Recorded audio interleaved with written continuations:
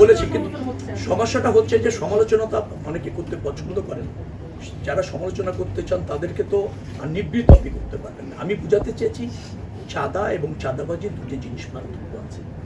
চাঁদাটা কোনো সময় শ্রমিক এবং মালিকদের স্বার্থে তারা তারাই নির্ধারণ করে মানে আমি বুঝাতে সম্ভব করে তারা তাদের কল্যাণে কালেক্ট করে তাদের মতো দেয়, তাদের যে প্রক্রিয়া আছে সেটা তারা অনুসরণ করে।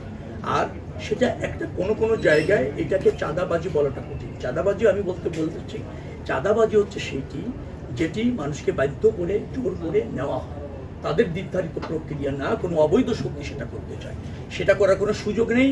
সেটা করা আমাদের এই মন্ত্রণালয়ে থাকবে না, যে কোনো মূল্যে আমরা সেটা তার হতে দিব না, সেটা আমাদের অঙ্গীকার।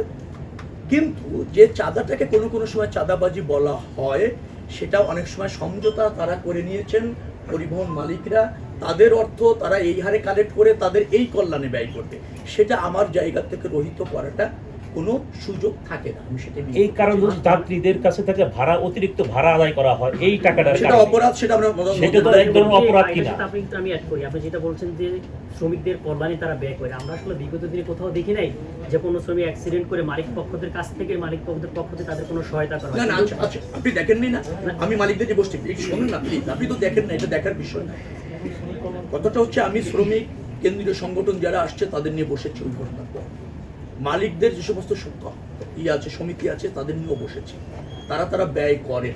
আর সবচেয়ে ব্যাপার হচ্ছে আপনি একটা শর্তে একটা সমিতি রেজিস্ট্রেশন নিয়েছেন, ট্রেড ইউনিয়ন করছেন, সেখানে কোনো ব্যর্থ হলে এটা বাণিজ্য মন্ত্রণালয়ের অধীনে তারা দেখতে পারে। চাঁদাবাজি নিশ্চয়ই একটা ফৌজদারি অপরাধ, সেটা যদি ঘটে অভিযোগ থাকলে আমাদের কাজটা কি, সেটা হচ্ছে নিশ্চয়ই স্বরাষ্ট্র মন্ত্রণালয় দেখতে পারে, ফৌজদারি অপরাধ হিসেবে ব্যবস্থা নেবে। আমরা যোগাযোগ মন্ত্রণালয়ে আমাদের একটা নিরাপদ সড়ক রাখতে চাই, পরিবহনগুলো একটা শৃঙ্খলার সাথে সেটা চলছে এবং যাত্রী বহন করছে, এটা আমাদের সুপারভিশনের দায়িত্ব।